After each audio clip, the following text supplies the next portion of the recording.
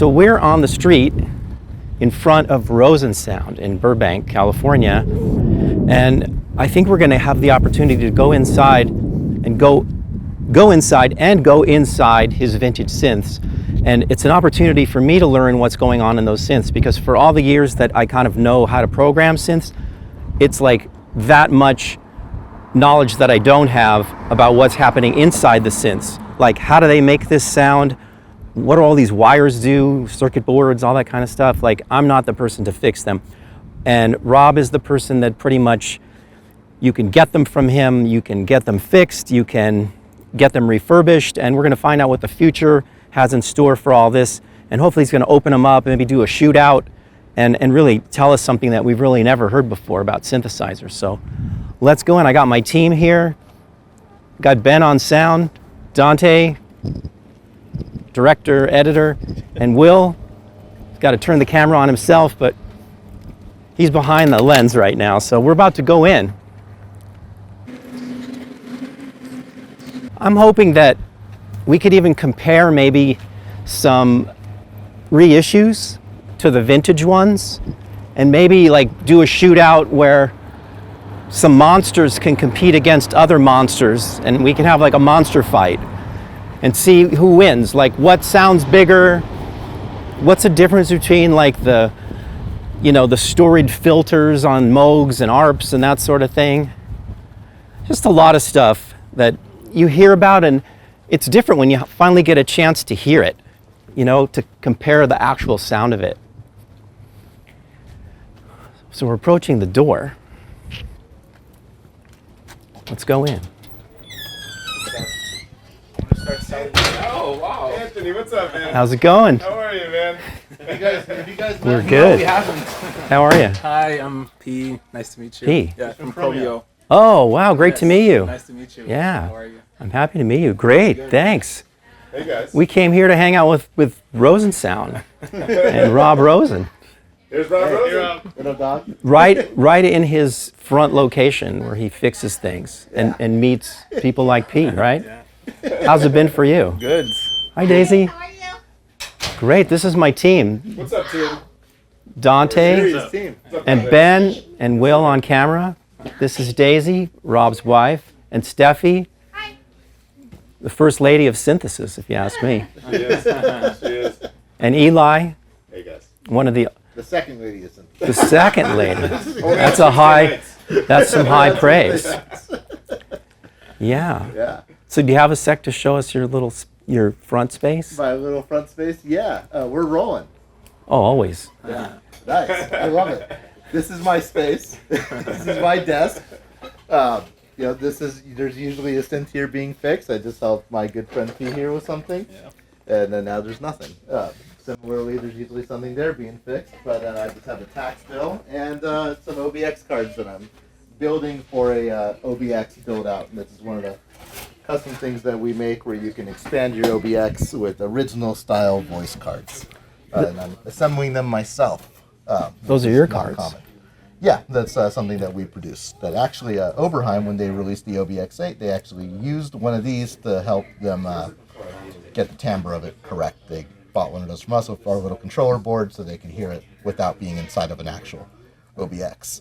Otherwise, just the usual tech mess of things: soldering irons and more soldering irons and scopes. What are your main all the weapons things. here? Main weapons is, of course, the soldering iron, my Hako FX100, and a FR301 desoldering gun, which I love dearly. And, of course, my computer, solder, Fluke 87, great meter, very fast. And, and, of course, the Regal scope. And I guess that is... Is that that's my really main. like 80% of what you need? That in your brain and your knowledge? Mostly just this and the schematic. I don't use the scope. I probably haven't powered the scope on once in the last 2 weeks, actually. And we also have like a portable scope that I use probably more often than I even use that one. But yeah, really the Fluke is really the main guy around here. To get readings. Yeah, to get readings and calibrate things. And, these ones can also show you in real time what's actually happening with the thing that you're measuring. It's hard to see when I'm not measuring anything, but there's a little bar graph right here that actually moves in real time, which is very helpful. Because that's the only way to get it to talk to you, really, to know like how it's doing, right? It's telling you like its temperature and that sort of thing.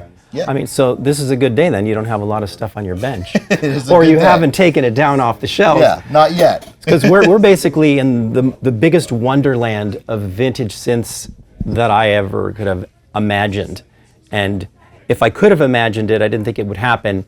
And my good friend, I mean, we have so much in common, even besides synthesizers, but it's just an amazing thing in my life to be in any way a part of this and, you know, bring my stuff here and talk to Rob and share a lot of things in my life with Rob. So today's a day where he's been generous enough to let us inside. Oh, come on. And You're also, the generous one. well, to teach me something, because, you know, I said this in my intro, like for all I might know about the outside of the synth, I really don't know anything. So I'm going to be like all of you guys, just learning something today.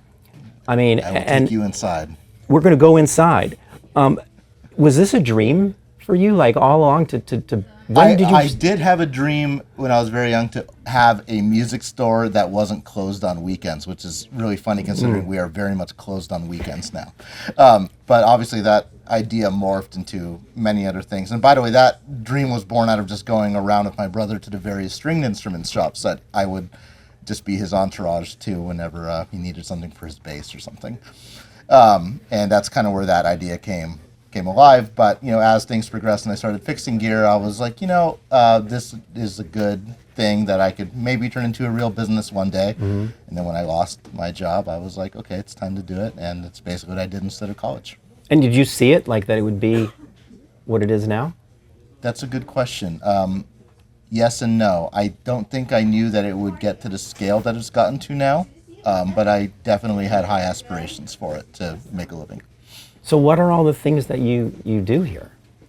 We do restoration and repair primarily. Keyword there is restoration, so we don't do a lot of hot fixes unless something's already been restored, which is what I do a lot for you. And we do rentals, so we have a whole suite of things that I will show you shortly, and tons of gear that we rent out on a daily, weekly, and monthly basis.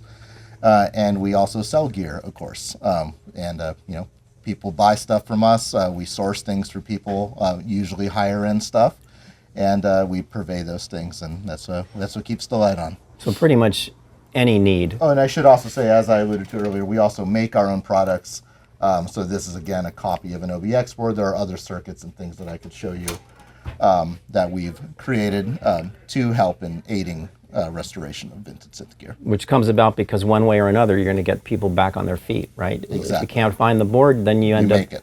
Yeah, I mean, that's what I've seen, which Yeah. is just, I don't know how he can figure out how to do this, because it's one person that's the brains behind it all, and there's so many different synthesizers over a couple of decades, and they all look, as you'll see, like a lot different.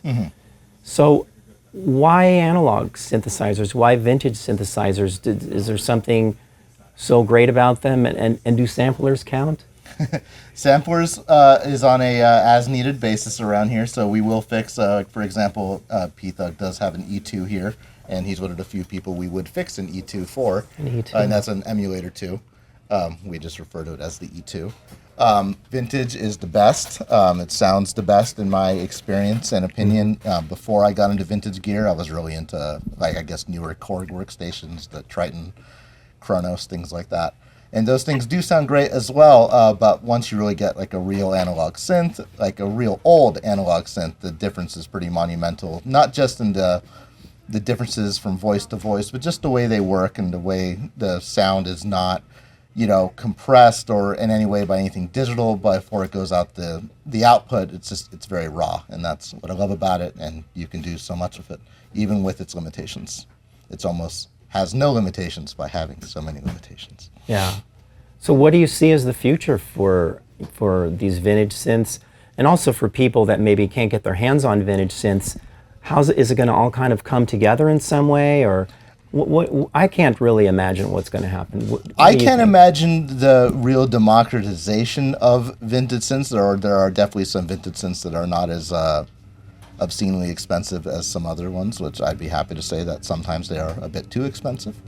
But as far as like the future of it, we're in the glory years now with a ton of people making retrofits and all kinds of things for vintage synths, and that's really keeping them alive. I mean, even just like On-Chip coming out with the 3340 oscillator again after being out of production for so long is huge.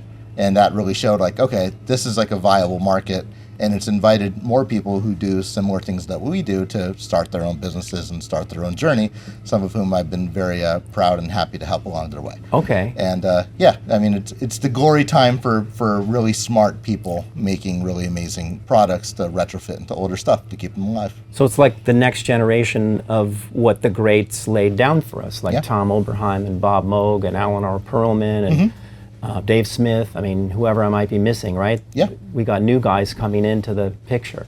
We do have, there are definitely a few people making newer products that are doing an amazing job. One company I think is doing great as far as being original and making a great product is, I don't know if they're Udo or UDO, but they're making great stuff. And maybe we'll get some ladies, more ladies into this too, because we're a little... That would be good. We're a little slanted. Yes, I'm proud to have two women working here. You sure do. Two amazing ones. Three, including my wife. Wow. Yeah, who's not here every day.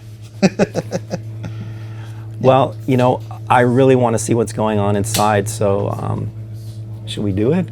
We shall. Can we go in there and first I want to know what that noise I'm hearing is, but yes, following that, we will. Well, he's always trying to figure out what noises are the meaning of a noise, right, if it's good or bad. So we'll go into the cabin, and that's where there's sort of it's the studio where there's a lot of synths, all the premium ones, Rob's personal collection, one of everything, and then weed it out after that, right? Yeah, let's do it. Okay.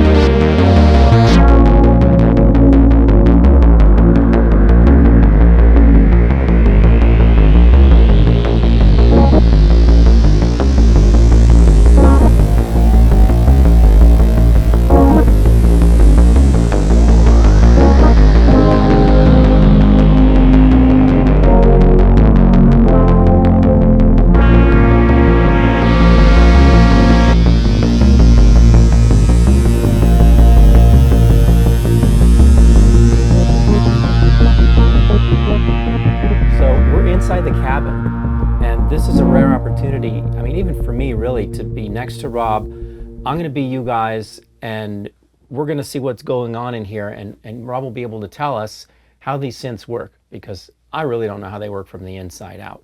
So, the beast. The beast indeed, the CS80. This is one of the synths that we are most known for working on, though unfortunately that also comes with a serious wait list, and I know Eli loves saying this, but there's, I think, 12 of these here right now, all waiting for restoration, which is a lot, because there's a lot going on inside of these, as I'll show you shortly. And that's because it is a very powerful synthesizer. And I'd love it if you could actually play it a little bit and show people what the poly aftertouch is all about, the velocity, and of course the ribbon controller. And then I can show you how it ticks, so to speak. Yeah, and partly because it's the year that it was built, right? I mean, it's like when you see the inside, you're going to see like a lot of wires. That's right. When we talked about this, we were talking about, a few synths to show the inside of, and this is kind of a good example of how synths were before the, common availability of microprocessors. So everything inside is very functional but large, which later was replaced by just a chip or 5, Not always to the better. Not always to the better, that's right. So what I'm already doing is just showing you like how uniquely expressive. Like if I were to ask you, what's the most expressive synthesizer? Easily this. Right? Because without question. I'm just fooling around with a ring modulator, and a ring modulator, like we don't always think of it in that way, but it's really like starting with amplitude modulation. So it's like tremolo. And I'm increasing the amount of tremolo. Right? It's deeper. This is shallow tremolo. That's shallow. Here's deeper. Now I'm increasing the speed, but it allows you to get all the way up into the audio range. And then you get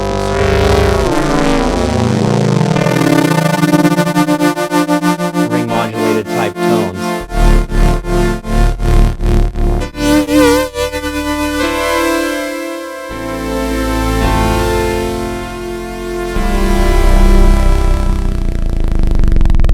And Rob was mentioning the ribbon controller just sort of picks up where you left off on the keyboard. So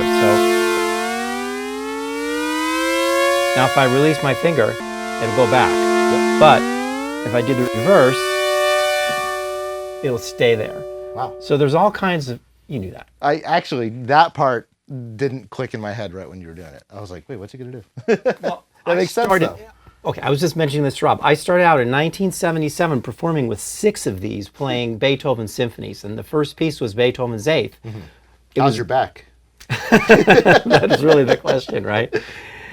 I lifted them, you know. I believe it. I remember like- when you took yours home, and I was like, "Who helped you get her to car?" Like, "Oh, I just muscled it in." And when I was at USC, I didn't have a recording set up, so we brought it up the stairs. Wow. In the little like brick music building, you know, like wasn't really wide enough and all that, but you know, it's what you do when you have a desire to make something happen. So, you know, there's presets on the instrument. There's you know, you can hear them all quickly. Strings.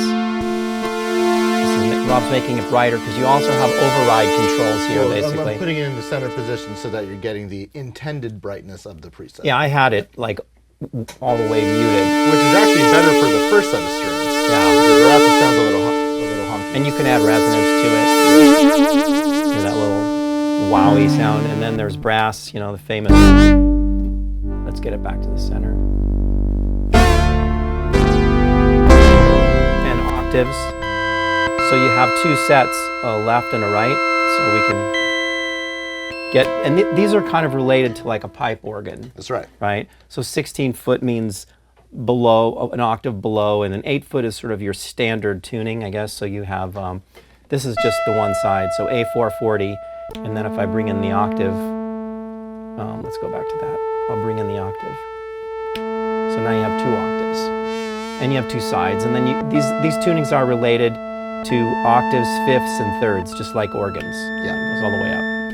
So you can solo one side. Here's a flute sound. And it has expression like we were talking about. And if I wanted to bring in like something underneath it, like a clavichord. Let me bring it to the same frequency. Now you have a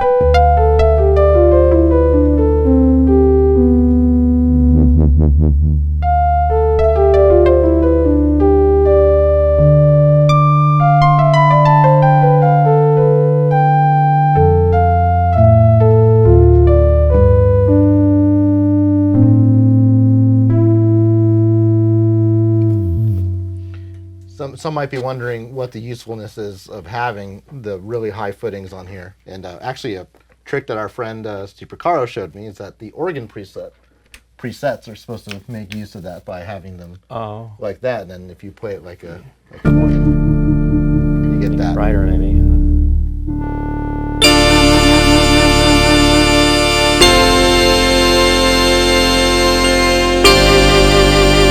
Now I have to get, let's try with some more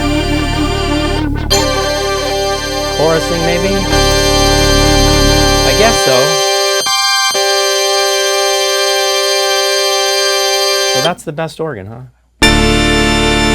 There's like I think it's a, almost supposed to be like a homo organ if this is done like that. I think so. Yeah, like that. Not really a pipe organ, Yeah. right? No, not at all. An organ like that. But if you have these all on the same footing, it's a lot less convincing as an organ. Right, that makes sense. Then you get that organ percussive harmonic structure.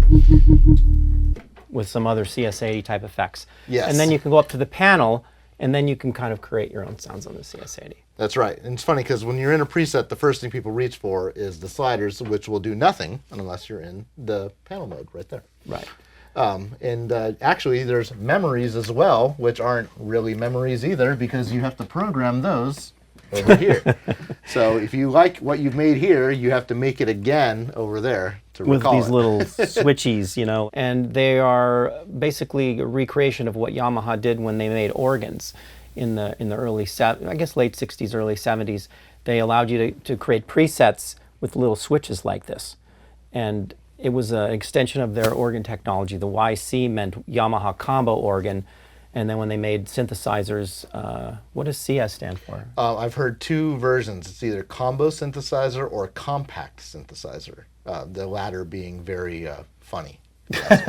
Because it weighs, what, 200 plus pounds? Yeah, and the combo, kind of makes sense when you think about this being very organ-like. There's also combo organs, but I think they did mean compact because there's a lot of CS synthesizers, none, and this is the only one that is a backbreaker. The It's other a ones are much backbreaker. more manageable. Yeah, that's for sure. All right, well, I mean, I really want to know what's going on underneath this thing. Sure. So let's shut it off for safety, and then unplug it for safety, and then I will show you the inside.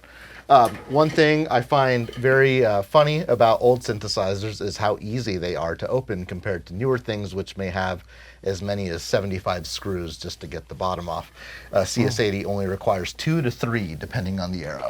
And then you can lift it 2 up to 3 screws to get the lid and off. get right inside the unit. We are inside the beast. So as you may see, there is miles and miles of wire in this thing. The people out there who know what they're looking at will see some extra stuff. This does have MIDI, which we'll show later on once we get really under the hood. But everything in the CS80, audio-wise and otherwise, is all held in what's called the rack. And that's this rack of cards over here, which lifts up Whoa. very hilariously, which gives you access to unscrew cards and very carefully remove them from the rack and service them. One funny thing about it is that the bottom one here is actually charged with voltage. So if it touches here, it'll actually cause problems. So you have to insulate the keyboard from the cards or else big problems. So we have 16 what's called M boards for master board over here. So that's starting right here to here. A couple cards, I think those are the R boards, and then 8 more master cards for the second layer because the CS80 is bitimbral at all times with one oscillator So per that's timbre. 2 sounds at once. 2 sounds at once all the time. So you don't have a 16 voice option. It's always just 8 voices with 2 synthesizer layers going at any time. Unless you put the mod in for, right, unison mode. Oh, yeah, well, the unison still will just trigger all 16 cards at once. And then you can choose whether it's 8 or 8. But do you get with 2 the sounds mix. at once in unison mode? Definitely. Oh, Yeah, still the same thing, just unison. One key triggers all 8 possible voices. yeah. And then under the keyboard, there's even more, and that's where you get into the interesting thing about this compared to later synthesizers, which have microprocessors, is that there's a whole I had other no world idea. of things right under No the idea. keyboard. And The they give you underworld. this nice kickstand right here. I've never seen you do this. I've never seen under here. Yeah, so here we have basically a whole bunch of CMOS chips around that help manage the keyboard velocity and aftertouch so that it can route it to the appropriate voice, so that when you hit a C, it knows that the pressure for that's only going to voice 3 or whatever voice that C is triggering at that moment. This is all from the MIDI, so it's wouldn't be there in a normal CS80. That noises, there's always noises today. And over here you have 2 custom chips in the CS80 that Yamaha made. One's a DAC and the other is a key code generator or assigner, and that is just part of Yamaha's proprietary way of putting a keyboard like this into a unit like this and having it bust the CVs and gates where they need to go. But it's a pretty amazing design. Everything in here would be managed by software very soon after. I guess if this was 77, it only took a year and a half or 2 before Dave Smith basically replaced all of this junk with a Z80. Oh, that's why the Prophet 5 took off. And That's right, because you can only imagine what it would take you know, to build one of these, let alone a few thousands of these. How many people did it take to build one of these? Like, I have no idea, but I can only guess that they had an assembly line of many, many people building these. and each person did a task. Yeah, I essentially. assume one person would probably run the looms of wires, one person would pre-tin them, one person stuffs the board, and they're all wave soldered. But yeah, it's a pretty amazing design, all things considered, that it can do all the dynamic things that it does without any software intervention whatsoever. Now, do you have to, when you're fixing it, actually trace it down to just one of these colored wires and find out? Absolutely. The service manual for these actually states the different, like when in the schematic it'll say like GY and you know that's green, but then there's also two kinds of blue, I believe. There's like sky blue and earth blue. And any one of those could be the one that's causing the problem? If it's a broken wire, sure, but what's more likely is that the part of the circuit that it's connected to has failed, and then you have to go through that and fix it. So if there's a problem with, you know, aftertouch assignment, say one voice doesn't have aftertouch, it's probably on this board. If one voice is missing a velocity, it's probably a broken wire on this board. Okay, so what are the boards? What's that board? So these are the TSB boards. These are identical boards. One handles half the keyboard, one handles the other half. And then this is the, I believe, the TKC board. And this handles the touch control and, again, routing the keyboard signals to the appropriate voices. This is the KAS board, which generates the control voltages and also deals, I think, a little bit with the ribbon as well and all the triggers for the voices. And this is the sample and hold module, which takes those voltages and then actually sends these to the cards and holds the voltage so that the voltage doesn't droop. That's Synth terminology. You might, when you hear sample and hold, you might think of like an ARP 2600 random voltage generator.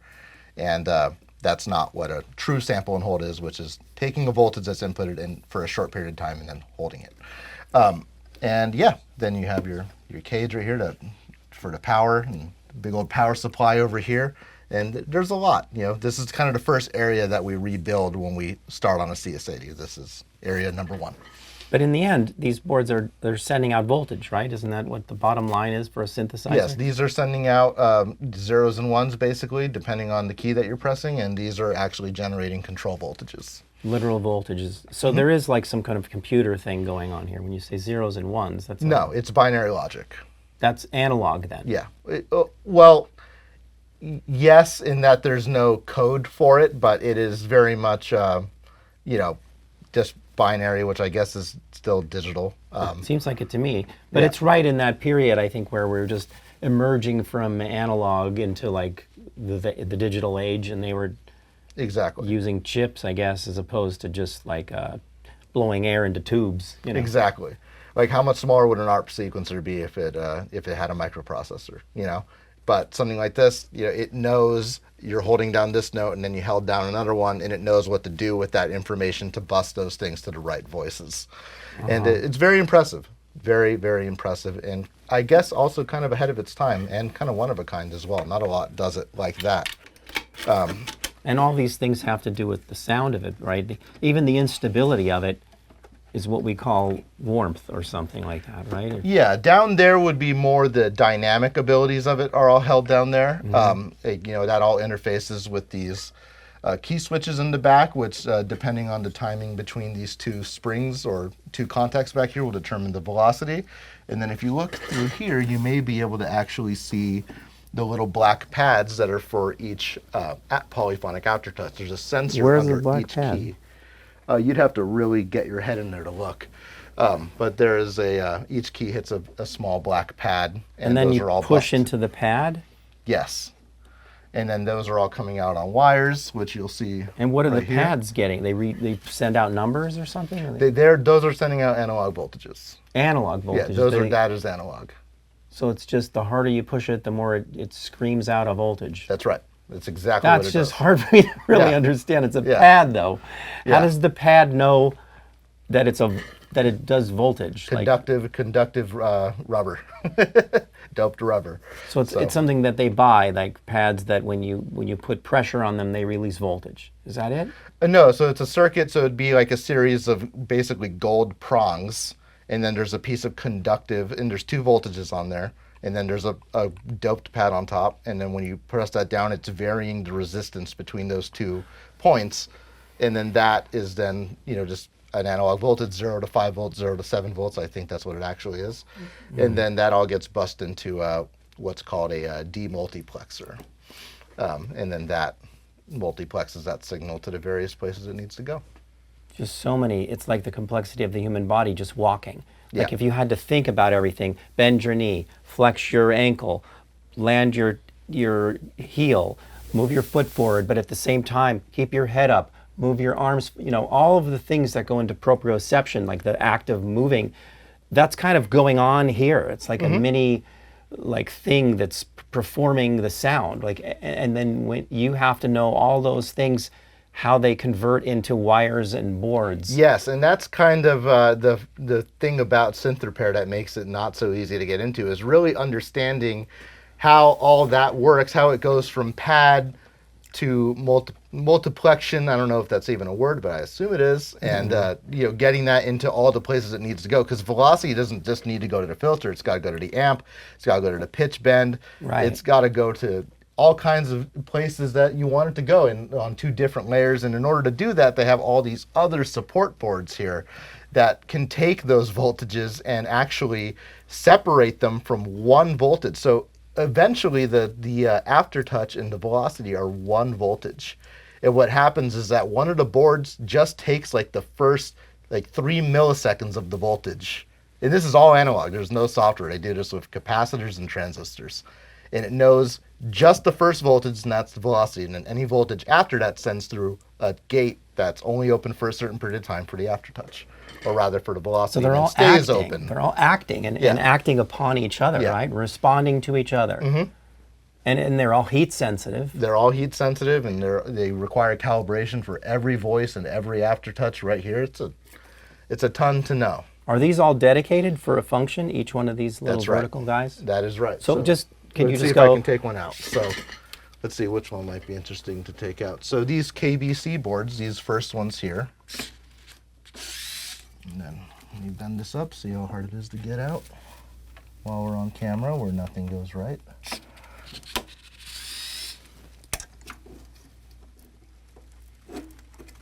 Now, who's going to do this to their C8?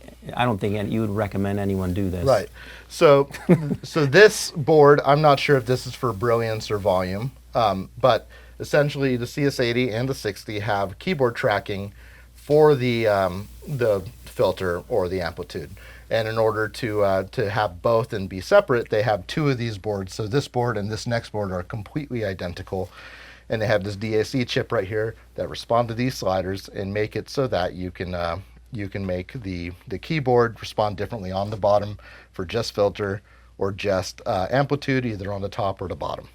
And so that's just one dedicated function, one entire board just for that, for half that function really, another identical board, and then even more. So then we have the TWS, which is, I believe that's the board I was just talking about, where it separates the aftertouch and velocity. Did you turn the power off? Yeah, it's unplugged and everything, so we're totally safe here.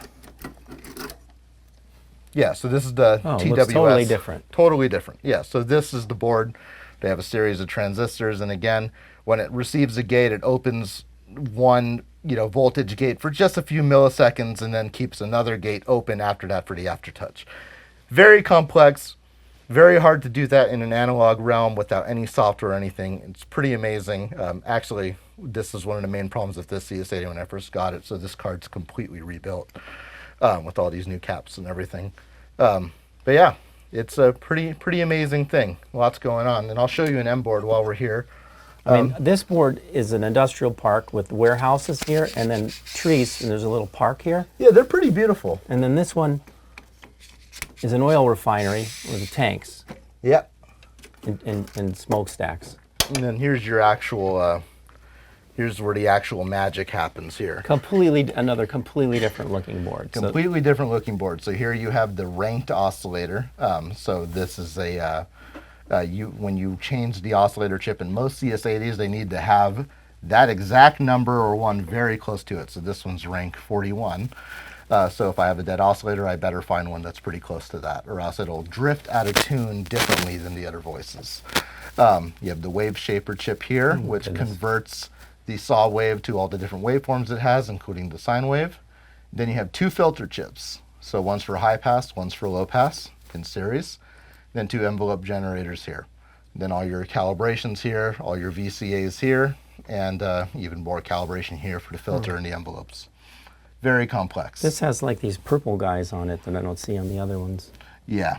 Actually, these caps should normally be changed, but you know. Caps means capacitors? Capacitors, yeah. But you know, as they say about the cobbler's shoes, you know, I don't have the time to change them in my own instruments, but in a customer's instruments, we'd never leave these lilac capacitors in there. They do leak all the time. So these ones are good. And So this those one- are like old, they're original then. Yeah, these are all original, for better and for worse. But the CS80's been fairly reliable. And look at all the soldering that's going on under there, right? Is that where they attach it, all that? And then it's all hardwired with these wires. It's a pretty amazing design. This is one whole synth voice. And this card is like, it's a card with holes in it, and they have to put all these things on there and then solder it and make it all work, Yep. and then test the board, and then put it in and test it to see if it works with the And board test that it it's again. supposed to work with, Yep. and then the next board that it's supposed to work with. And I mean, it's way beyond the level of complexity that it seems like humanly worth the endeavor. What's funny to me about the 80 compared to the smaller ones, the 16 to 50, is that these filter chips actually get really hot, and because the oscillator chip's right above it, it's part of what causes the tuning instability in these, because these chips get hotter than this one. But in the 60, the cards are actually held diagonally, so the heat from those just goes up into the air and doesn't affect the oscillator as much Was as that an built 80. later, the 60? Those actually predate the 80. Oh, but had a The better 50 was design first. then. But they couldn't fit it, that's all. Yeah, there's no way they could have fit it. The thing would have to be another half a foot longer at least, or But deeper. that's the oscillator? Mm-hmm. But so how does that make a sound? It just looks like a chip. Well, all chips are really just a series of transistors that need support circuitry. So, you know, here's a polystyrene capacitor that, you know, kind of gives the timing to the chip to keep it stable. Polystyrene capacitor is a very stable capacitor. There's a diode that's actually under the chip that sort of senses the heat to help compensate for temperature differences. And then a various amount of other things here, including a FET transistor right there that support the oscillator to function off of this chip. And then this chip itself is the wave shaper. So this just produces a saw wave. This produces the sine wave and the pulse wave. From the sawtooth?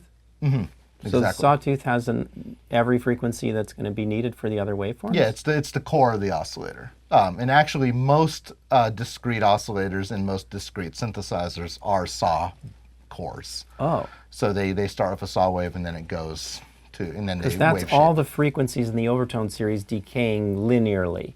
So out of that, you could pretty much recreate Any a, waveform. a square wave, because you would just skip overtones, and you would have it more an exponential decay, right? So then I guess so. Then you could do it. In the sine wave, you just get rid of everybody else, and you only have the fundamental. I didn't know that. But then I still don't understand. Like, gets a bit ignorant, but how does this make a sound? Like, if I blow into a tube, I understand how it makes a sound. So you've talked about capacitors and all these things. Like, how do you get this thing to scream and make a audio sound? To make an audio sound, all it requires is voltage, and that's the old thing with Bob Moog making the voltage-controlled synthesizer and the voltage-controlled function block. All these things are just controlled by voltage. And So you get it alternating enough, and then it's a frequency. that's right. So this circuit here, basically just creates a saw wave, and then you have to input voltage to change the frequency of that saw wave, and then you have trimmers here to compensate for the various octaves and to make sure it tracks the keyboard properly, and then the gates fire off the envelopes, which have their own set of support And they're here circuitry. too, the envelopes? Yeah, these are the envelope chips right here. So those receive voltages from the sliders up here, or the preset cards, which are in here somewhere. And once you fire it off with a gate, it just goes through that envelope cycle, and that affects the filters directly or the oscillator if needed. And really whatever. And here's these are your VCAs here. So this, I believe, is the VCA envelope, and that will just trigger one of these VCAs. And depending on the type of chip, it's going to have a characteristic sound in the end, right? That's right, and they're from part to part. They're not perfect either, so they all need to be calibrated. And in a CS80 especially, it's very touchy to calibrate the envelopes. To match the personalities of the chips. Yeah, or to match from voice to voice Yeah, more than anything. that's what I mean, from Yeah. voice to voice. Yeah, matching them from voice to voice is very difficult, hardly ever perfect, but we like it that way. That's part of what gives these the Right. vibe. Yeah, like a different player on each note, basically. Yeah. One might ring out just a little bit longer than the other. One decay might be just a little bit longer, and that changes over Yeah. the time that it's on. You know, the sound that you make when you first turn it on, or even an hour later, maybe Right. slightly different 10 minutes after that, and that's cool. And that's where the digital oscillators and where everything's digital, and like you just kind of lose that. You right? definitely lose that. So I wanted to show you a bit more about like the output stage and the effects. So like on this board, we have this MN3001 BBD, and that'll facilitate the chorus function on this. But again, just kind of goes to show what's involved just to get one little function. Nowadays they do that just on That's the DSP. for chorus, that Yeah. entire board. This entire board is for the effects. That's right. Wow. So you got these Yamaha VCAs here, and then the BBD, and I believe this is how they would do the tremolo. And here's the actual output board. It's called the PRA board. Normally this would have an insulating sheet over it, but this one does not have that at the moment. And here's also where the ring modulator is, and that's right here on this chip. So, and then you might know the ring modulator has a envelope for it, and that's right here. And all these things work together to make one of the best sounding ring modulators For sure. in any synthesizer. Most expressive. Yeah. And if like, can it work without one of those chips? Like, can the envelope, if that's not working, will the board work, or does it everything have to pass through? So it will work without this, and probably whatever's the VCA or like the depth. So when you move the depth slider, that's just controlling a VCA that's taking the output from this. So that's probably right here. Maybe I'm wrong, but that's probably this chip right here. And so yeah, without these two, you'd still get a ring modulator without an envelope. Which is still a great ring modulator. But yeah, you have this is the oscillator for the ring modulator right here, and then here's the actual differential function right there. So pretty amazing what it takes just to make one synthesizer. Yeah, I mean, we're still looking at we've looked at the bottom stuff, and we now barely this. scratched the surface. Yeah, really. because there's a lot more going on here. There's a ton. I mean, there's boards that are just arrays of transistors, diodes, and resistors that make up the presets. So like all the sliders you see on the other side, there's boards that have basically those sliders resistance values just on normal resistors, and they switch with all these transistors to make the presets. It's really Nice. incredible. Okay, so a quick aside, like Deckard's Dream, Okay. does that have any of this in it? And then there's always like the Arturia CS80. Of course. So that's going to have none of this in it. Is the Deckard's Dream kind of in the middle? Does it have any wires and boards in there? Well, of course, there's boards and wires, and it is analog, though I believe the envelopes and all those are software, which does make the most sense when you're making a modern product. The more hardware you have, the more expensive it gets. But they use 3340 oscillators, which is the same oscillators that you'll find in like an OB8 or a Prophet 5. And then they have a wave shaping circuit that is not the same wave shaper that you see in here. It's just kind of like inspired by that. And filters that are, of course, also just inspired by these filters, because you cannot get these So they chips didn't anymore. really build it like this? No. Not even close? Not even close. What if I said, okay, let's together, we're going to just pool all of our money and money we don't even have, and like, can we build one of these or our own dream synthesizer with today's mindset, but like that's built like this? Is that doable? Yesn't. So yes, yeah, that's that word means yes and no, not quite. So yes, in the sense you can build your dream synthesizer with this type of circuitry, real, analog hardware. You can absolutely do it. If any of the big electronic stores are still around, you could go there when they're well stocked and come out with enough to build a real synthesizer just like this. The reason you couldn't build an exact CS80 is because a lot of these chips, like the ranked oscillators, the filters, the envelopes, all of that stuff is custom chips, what's called an ASIC from Yamaha. And that ASIC means application specific integrated circuit. So those chips were produced by and for Yamaha for their series of synthesizers like this one and the 60 to 50 the 40, you name it. Yeah. And these white chips, these are what's called LSI, large scale integration, which is just a lot of transistors in one package. And they had all that stuff made for them. And because those are not made anymore, you cannot make one of these unless somebody remakes the exact die that's inside the chip and then remade the chips. And then you could definitely make your own CS80. So CS80, but because And I'm going to stop you real quick. That could happen because that's already happened to some of these synthesizers. Some of these synths, you can get every chip now. It's really amazing, and my hat's off to all the people remaking the stuff, including like Alpha and Latvia. But go ahead and continue. Well, I was thinking that because the CS80 is already kind of done for you as a starting point, then a lot of the expense is, already out of the way, and you can fix it and keep it alive. But if you were to do this from the outset and you had to hand wire all this stuff, then it would cost way more than even Just in labor alone. do you think a CS8 is expensive? But if you're buying it with all the work done, like if you had to pay to get this work done from scratch, what is it like? Would it be like $100,000? There's definitely be more than 50,000. If it was built one to one, just like this, you found all the chips on eBay, but you had to make all the boards. I buy it all for you and put it on a table, and then I come back in a year. Oh, it'd be more than a year, and it would definitely be a lot of money. So that's the level. That's why when we see these things going for these, $50,000 or $60,000 and whatever this is going for now, I don't know, $70,000, $80,000, right? You're still not even at how much it would cost if you had to build this thing now. That's true, and not only that, but you're also sometimes not even quite to the original price when you factor in inflation. Well, if you compare it to the original, compare it to the what was it, original, $8,000 or something? Yeah, if they were $8,000 in 1977. Oh, yeah. Today, that's basically You're still getting a $50,000. deal. I mean, when they were first on the market 10 years ago for $5,500, I mean, that was like a steal. Yeah. In a lot of ways. Okay, but then now when you have to fix it and somebody walks in and says, it's broken, it doesn't do something.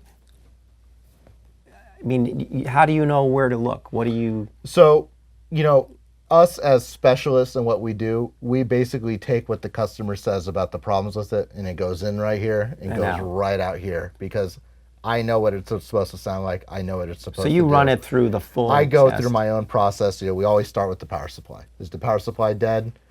Yes. Then is it dead because the power supply is dead, or is it dead because something in the synth is dragging it down? And that's always a big variable. So because we have so much experience with this stuff, we know we just start with the power supply, and then we rebuild everything that's below the keyboard because we know that that's where most of the failures are going to be.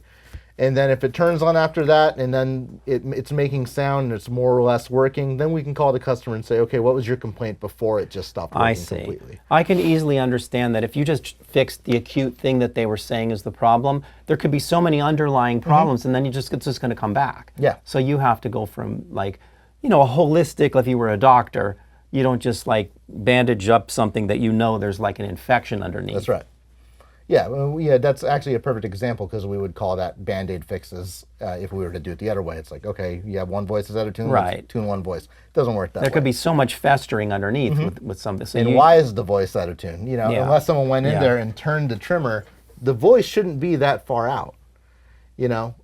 So it's always deeper than people assume. Statistically and humorously, the more they say it's going to be simple, usually the harder it ends up being. But yeah, we have our own approach to just kind of starting there, go here, and then take a very holistic approach as to what the real problems are and fix every single one of them, and then find all the problems that the customer may not have even noticed. And that sounds not great as the customer say, great, they're going to find a bunch of problems, but I think you'd rather it sound right than sound wrong just to save a dollar. Well, like any doctor. Yeah. You say, hey, by the way, leave with more problems. Your whole second layer is half an octave out, and a lot of other techs say just tune the tuning knob a little bit. We don't do that. We want it to be perfect. Now, as perfect as can be. All this stuff because these are knobs and sliders. Are they sending information back the other direction? Because when I move a knob or a slider, right, then these cards and circuits need to read that. That's right. So, the sliders are connected to the R boards, and the TR boards, I believe, as well. And those, you just parse that 0 to plus 7, I believe it is, to these boards, and then the board converts those voltages into what it needs. And because, you know, you only have 2 synth engines inside of this, you know, one wire from one slider may be bussed across, or will definitely be bussed across all 8 voices. So you see how this set of yellow wires, there's 2. That's because one of them's also going here. But they, you know, instead of just going from here to here, they have to go through the whole rack. So a lot of dental floss. How did you figure this out? Well, you know, it's really not that hard to figure out, because it's actually really not that hard as long as you know the signal flow of everything. As long as you know, if the velocity works on the filter but not the amp, then you know that your problem is before or after the filter, you know. And then you can go through the schematics and kind of figure out where the signal's supposed to go. Okay, sure. But I mean, you're essentially from what I understand, mostly self-taught. Completely self-taught. Completely self-taught. Yeah. And self-taught, how? How'd you teach yourself? Just doing it. It's that simple. We didn't start with a CS80. Definitely did not start with a CS80. I started with a Korg Triton. Which is wildly different than this, so it requires a lot more screws to open. But you found similarities, right? Or how did it transition? It transitioned into just people calling me for analog synth repair, and me kind of figuring out that fixing analog synths is actually way more possible and gratifying than fixing digital synthesizers, because you instead of just replacing a whole board, you can just say, hey, this one envelope doesn't work on this one key on this combo organ, and you can just change that one capacitor and it'll work again for a little while. You know, that voice will work forever, but then you're like, wait, should I replace the other 49 of them for the rest of the keys? And then back then maybe no, but nowadays we're going to do all of it. And is it all up here, or did you write down your it's all observations? It's all up here. I unfortunately do not keep very good notes. It's just all lives up here. And you've passed it on to some degree to your great staff here. Every day. And they're just absorbing.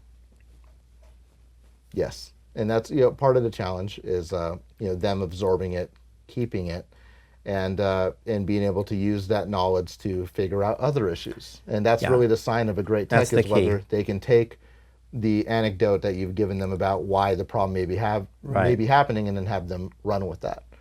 And people always ask me, like, where do you find people? And it's like, we make them, Being a good tech is not something that people are knocking on the door saying, hey, I'm a great tech, I can work on a CS80. That has never happened.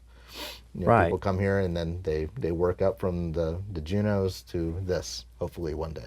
Like someone has to figure out how to get through a forest without a map. Like you have to teach them how to make decisions along the way, right? You can say like, well, you do this, and then there's likely to be water when there's north-facing moss and all these things, but when it comes down to it, when you're stuck in a scenario where those things don't exhibit themselves, you've got to be able to make decisions.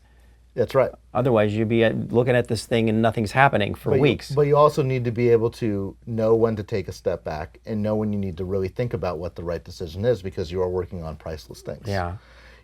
And that's kind of the great thing and the horrible thing about our business, is that we take that opportunity to think. If we're throwing our head against the wall, we're saying, I'm going to take a step back from this for a week. And that's why it takes time. That's why it takes time. A lot of other techs will say, shit, I got to pay the rent. I got to get this thing out the door, no matter what, even if that means shotgunning the whole thing and changing every chip and every capacitor, which at the end of the day, you'll end up causing more problems, usually. We'll take the time and just really try to figure it out. Well, I mean, this just makes me want to see the inside of every synth. So I guess what can we look at next? What's a really next? I'm going to show you what you can do with the Z80 instead of tons and tons of wires. So that's the Prophet, right? That's the one where Dave Smith knew what was going on with this thing and said, "I want to make a little one." That's right. Okay. So let me wrap this thing up and let's do it. Hope you're enjoying learning about all this synth stuff. Please like and subscribe to my very good friend's channel here, because you're very lucky to get to learn all this shit from such a gangster. Well, now the Prophet. This is a synth that I guess it was the first memory synth that I had. Well, it's the first proper memory synth anyone really could have had, though the 4-voice did have its programmer that is somewhat similar. The Prophet 5 really made everything programmable. What 4-voice? The Oberheim 4-voice. Because that has a programmer module where you can save certain offsets. It's more of an offset programmer than anything, whereas this is fully programmable. Yeah, fully programmable, and I could put it on top of the Fender Rhodes and like do a gig and like call up sounds, and that was like pretty. I thought this is the future. You can have an organ, a clavinet, and a piano, and it all sounds off. Yeah. Didn't really end up being used that way. I ended up just making synth sounds on it, but it sure holds up though. It sounds definitely does. Great now, Yes. Next to anything.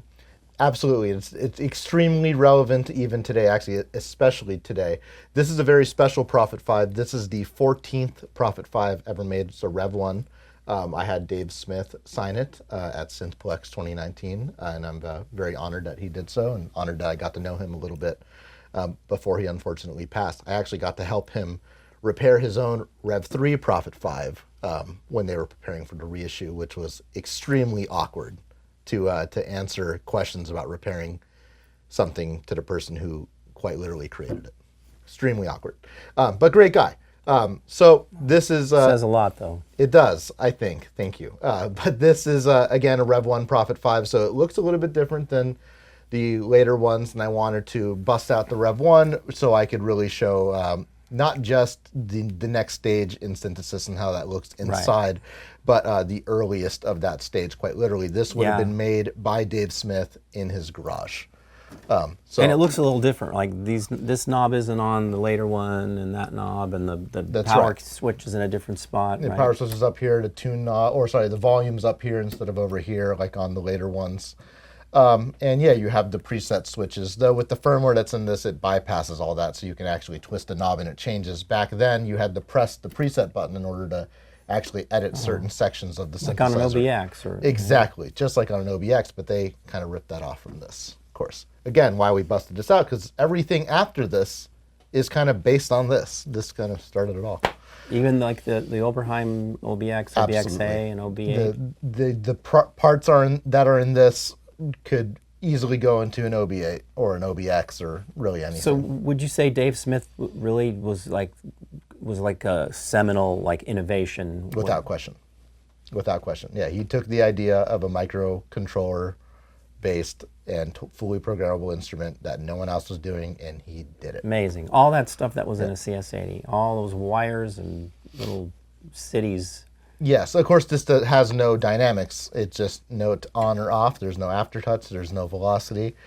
So it is missing that, but everything else is fully programmable. Now the MIDI came later, right? You didn't have MIDI at the beginning of Prophet 5. That's right, and there's no MIDI in this either. There was a factory MIDI for the Rev 3 towards the end of its production, but these earlier ones, there was no way to add MIDI until today, where there are now some retrofits. Yeah. All right, well now the unveiling. The unveiling, I'll show you how miles of wire gets condensed into a couple ribbons. And it doesn't look anything like what I'm used to. Be very careful. It's very precarious in its service position.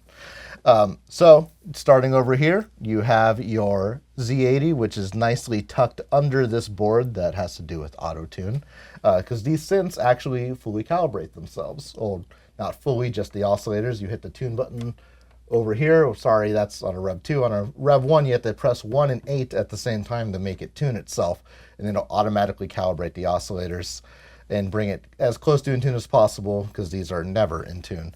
But basically, all the switches and all the pots are bussed through this connector right here, and then it's read by this various set of digital circuitry over here and turns it into real control voltages, which go to this analog board. So this is the innovative thing right here? This is the innovative thing all right here. All of this is kind of the same that you end up before and after, really. So what's happening here? What's like it replacing? What's it doing in this small area? Tone spider.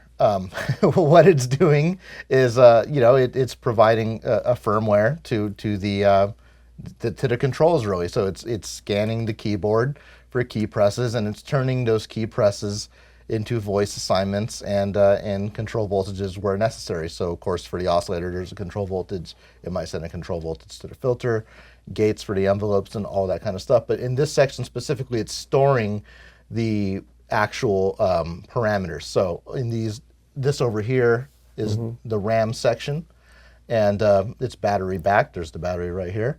And yeah, whenever you save a program, it's saved onto one of these chips, and those chips fail all the time, let me tell you. And then here's your 3 ROMs. These are where the actual software is, so you could update it later if they fixed any bugs, which for this they really didn't. And there should be scratch pad RAM somewhere, but I don't know where it is at this moment, and that would be noting the actual real-time scratch pad, like the manual mode, essentially. You have interfacing stuff here, which kind of interfaces with all this stuff to assign, you know, the chips enables and all the things for these various chips, because they all are basically running in parallel. And then over here you have a DAC. So this, you know, converts all the digital stuff into analog, and then So it's digital up to through here. It's through all here, really, digital? it's all digital. All the way, so for sure digital here, and these are replacing all those cards like that were all dedicated on the Yeah. CS80, right? And then it's able to discreetly spit it out to the right analog That's things right. via this DAC. And then it goes through this DAC. And then, I'm actually understanding it. Yeah, there's signal flow from left to right, right? So then after the DAC, that gets into these 4051 multiplexers, and that's in a demultiplex fashion, where it's then sampling and holding those values into these various buffers, what's called a voltage follower, and these are the capacitors that hold the voltage. So it's basically spitting out the voltage that the pot is at many, many times per second, and this capacitor is holding that voltage. And when these caps fail, of course, then you have problems, and these op amps fail. Well, everything in this thing fails. It's a very early product. And yeah, I mean, basically that's your filter CV, your key CV, everything, the LFO rate. It's all being spit out numerous times per second through this into these capacitors. And then there's actually even more circuitry behind this analog board, and then the miles and miles of wire you see in the CS80 is all replaced with this 50-position ribbon cable right here. And that just goes from here to here. This being a Rev 1, one interesting thing to note is that there's a second ribbon right here, and you'll see nylon standoffs on the analog board because all of them had the ability to be turned into a Prophet 10. And that's how you would expand the voices through there. And they discontinued that very early on because it's extremely unstable due to heat, and the bottom board just gets totally baked. So they stopped doing that, but they left all the hardware in it. And this being number 14, definitely they had the idea that it could be a Prophet 10 at some point. And then you have your analog board, which receives all these control voltages and also makes even more of its own. There's more multiplexing going on. You have all your envelope chips here. Those are all SSM-based envelopes. There's more under the ribbon. Here's all your oscillators with nice goopy Tempco resistors which sense the temperature and compensate a little bit. They're very unstable even with that. You see all this green wiring. This is all what's called kludge wire, Kynar wire. And that's because they ran out of routing spaces on the board, or in this case, they needed to add buffers. Because things were dragging other things down. So they add these buffers and they tack onto the chip below it. So there's actually chips below this. It's pretty raunchy, all things considered, as far as synth design goes, these Rev 1s. But they are amazing nonetheless. Did he sort that out later? There's more space? The Rev 2, they didn't sort it out quite as much. But by the time the Rev 3, which is what you have, by the time that came along, it was a lot less of this, much more refined. But also a completely different sound. You know, these original Prophet 5s are all SSM based, and that's just a different chip manufacturer. But they were so unstable, they had to switch. You like how they sound better? I don't like how they sound better. They definitely sound different, and they do sound cool, and they do sound good. But I wouldn't say one's better than the other, really. The Rev 3 definitely works a lot better than the Rev 1. And it sounds its own good form of good. So. That's the classic Prophet 5 sound, ultimately. You know, all the big hits that were Prophet 5, it was all Rev 3. Except for, was that Yellow Magic Orchestra? That's all Rev 1 and 2. Yeah, Rev 1 and 2. Yeah. Okay.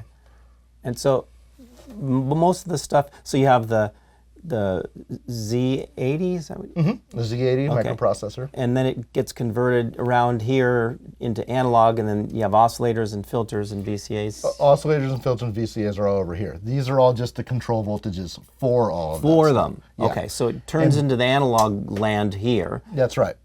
And then behind here you actually have the LFO, which is on its own oscillator chip. And Yeah, so the control voltage for that would be over here as well. So just what are those? Like where are the oscillators and the filters and the? So these are the envelopes. We'll start here VCAs. just because it's towards the left. So the SSM 2050, though they may be marked differently because they, you know, they had chip fabs back then. And sometimes they didn't want to go through the extra expense of actually marking the chips. But those would be SSM 2050s. There'd be 10 of those, 5 for the filter envelope and 5 for the amp envelope. And then over here you have your oscillators. These are the SSM 2030, and they have this fun goopy kludge on top of it where it has a resistor, and then under that what's called a temperature compensating resistor.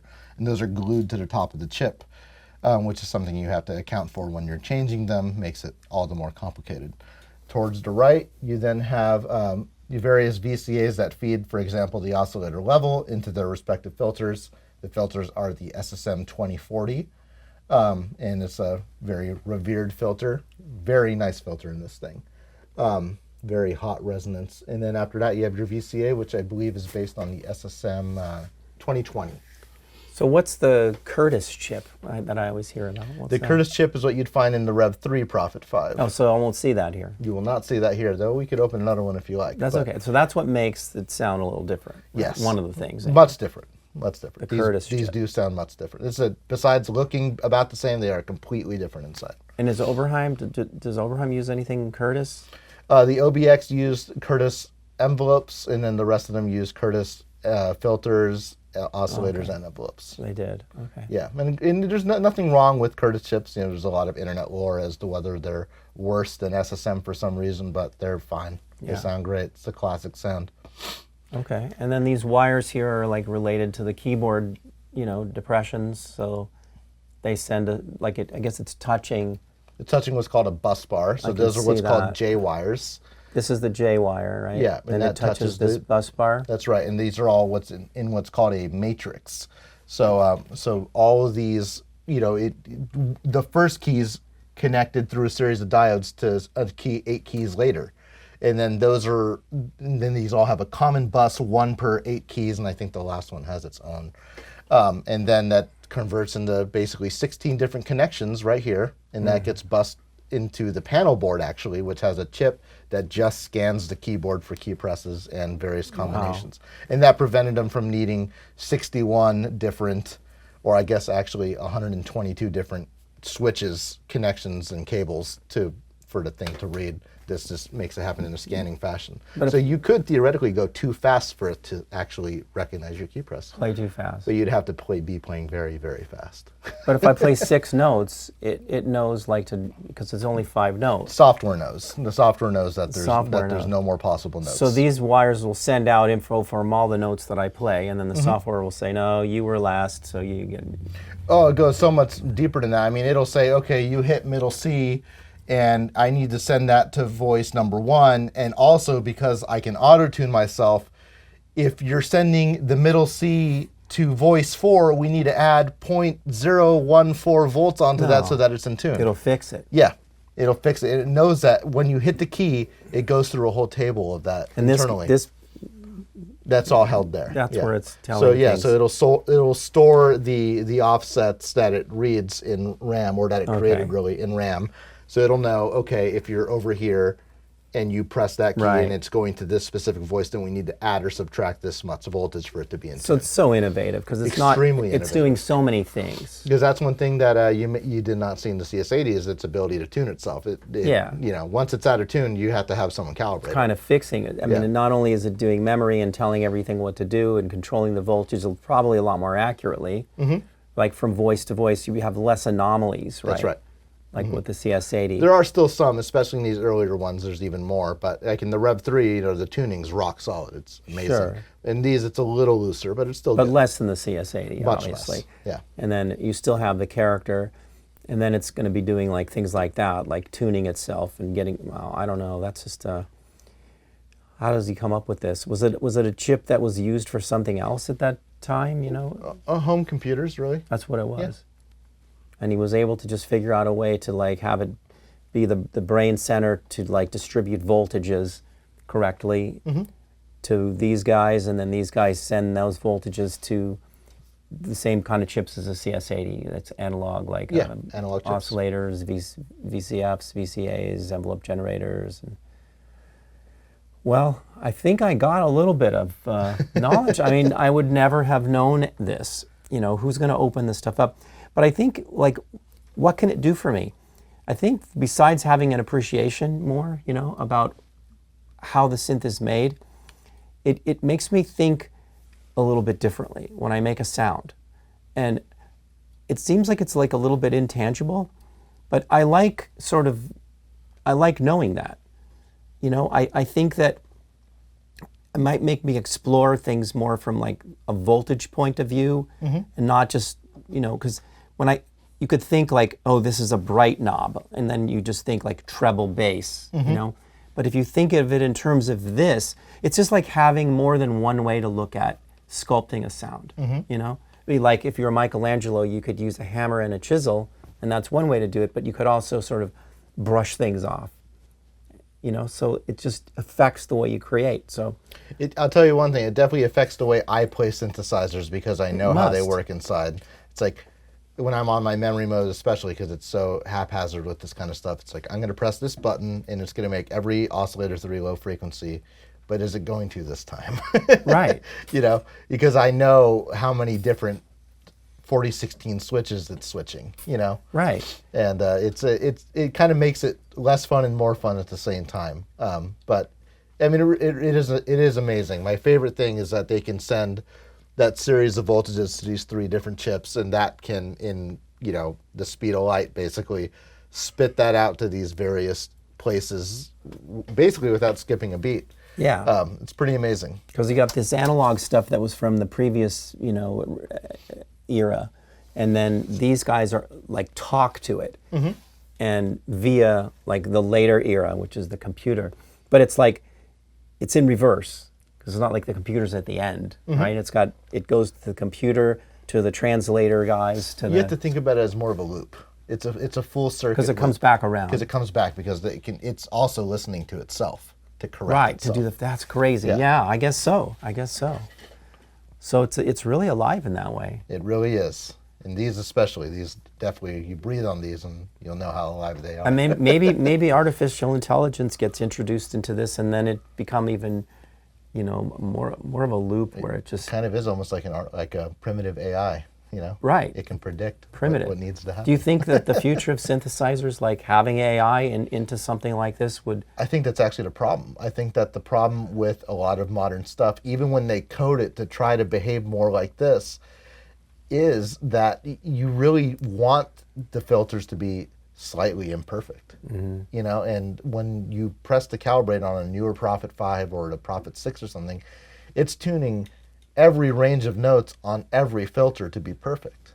Yeah. And that's cool, but you know, the reason we like analog is because it's a little bit more alive. It might be just slightly darker on one voice in the bottom than on the top when you have keyboard tracking on. And even, you know, too much is a problem, but that little bit of variance is what makes analog synthesis so special. Yeah, you need it. Like when you watch dancers, you don't want all the dancers to be the same person. You want each dancer to be a unique personality dancing together. That's right. But something to look at. And then their ears are kind of the same thing. It gives you more to hear. That's right. That's what it is. We pick it up. Well, I mean, can we look at another synth? Sure, absolutely. What do you think? What's something everybody has? Juno 106, easy. Never seen. All right, let's go. Wow, Juno 106. I don't have a Juno 106. Well, that makes one thing you don't have. This is kind of the great democratizer of synthesizers because they're not that expensive.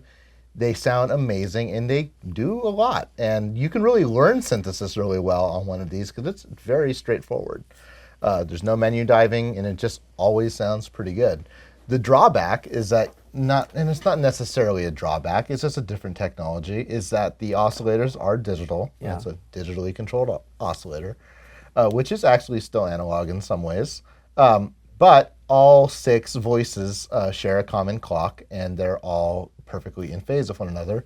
So if you lend me your hands, you know, when we play 6 notes, 6 Cs, then they'll all be in perfect phase.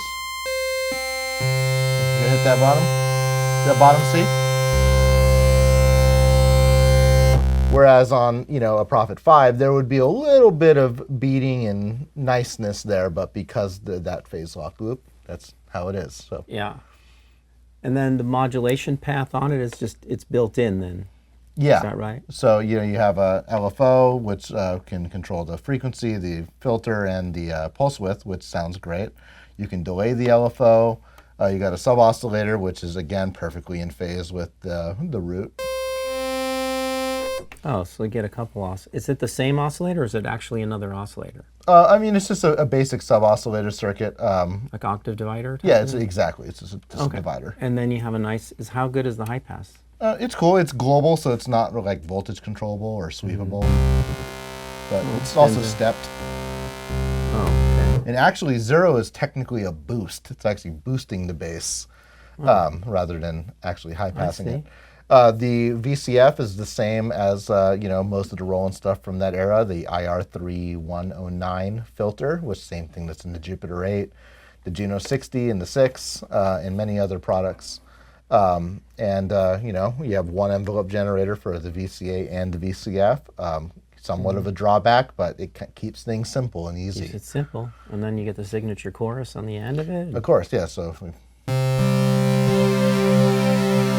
All right, so it helps the DCOs out a little bit. If you want Big a time. chorus sound, you get big time. some change, like aperiodicity type of aperiodicity. And then you have 8 banks of 8.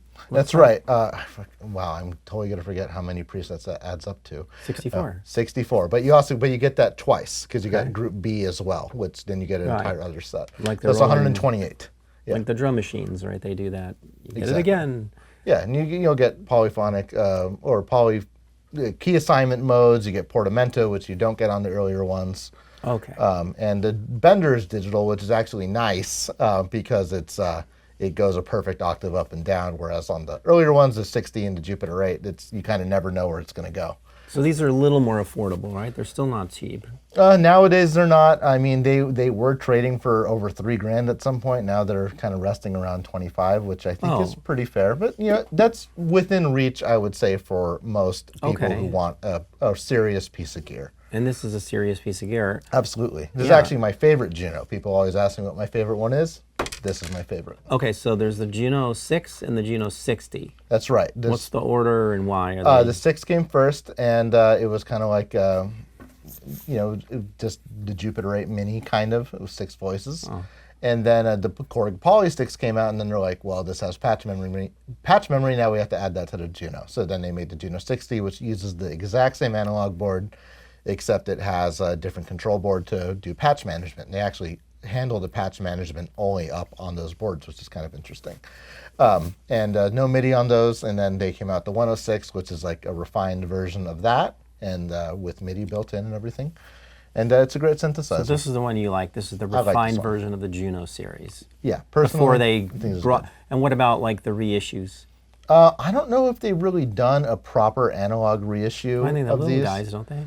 Yeah, I mean, they're fun. Yeah, they're cool. If you need that type of sound, I'm sure it'll do the trick. But I mean, nothing beats the real thing, especially the hands-on control. But are those digital oscillators and digital everything else? Yeah, digital everything. Everything. Yeah. So that's a big difference. Big difference. Because digital oscillators, like the Synth is an awesome synthesizer and it has digital oscillators, but everything else is analog, and it's a one of a kind, one of the best. Mm-hmm. Absolutely. So digital oscillators isn't like a curse or anything. Yeah, I mean, even the Synth, good example. That's what I just. Yeah, I know. You can't argue with the Synth. No, it grows on me more and more, and it's one of the most unique flavors. So, well, okay, let's see what's the difference here. First, I want you to play it. So I'm gonna put this patch. You play it. Oh, you play it. You're a much better player than me. I don't think so.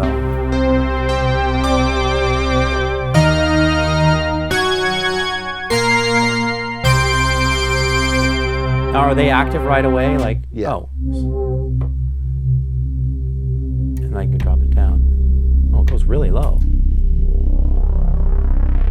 That's just one oscillator? Yeah, I hear the sub oscillator in there as well. I'm just adding it now. Okay, and then there's pulse width modulation too. Yeah. And it's only LFO? You can sweep it manually. I don't think you can sweep it through the envelopes. Yeah, you can. I hear it, yeah. You can sweep it. Oh no. You can sweep it with LFO, right? Like that. There it is. I love pulse width modulation. And then I can add that LFO again, right?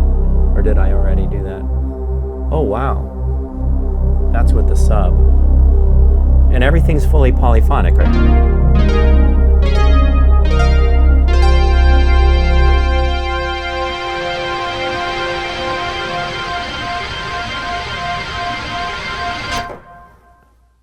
Okay. Not bad.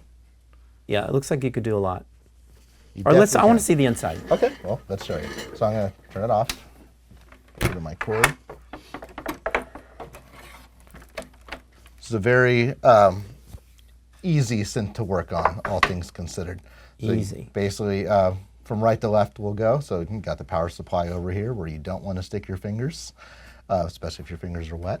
And then over here you have your CPU board. This handles patch management, and also the keyboard plugs into there, I believe. It might plug into there. I could be mistaken. But anyway, this is really where patch management happens.